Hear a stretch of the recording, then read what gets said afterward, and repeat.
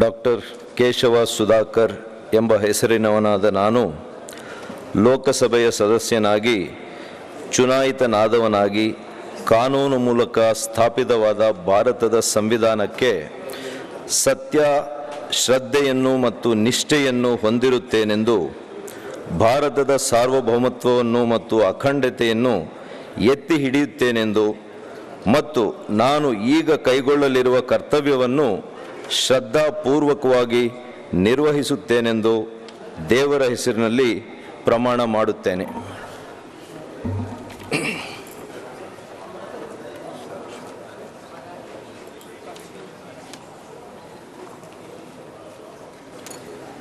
Shri M Mallesh Babu.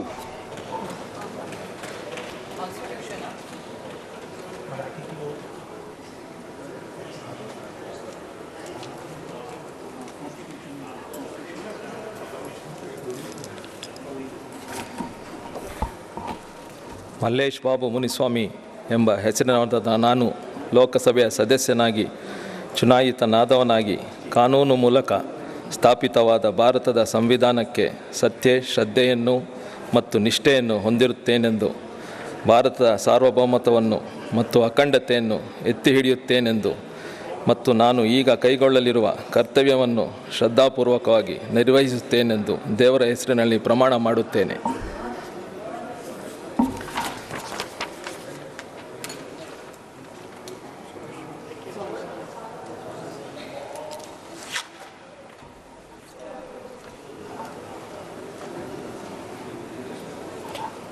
Kerala Shri Rajmohan उन्नीतान.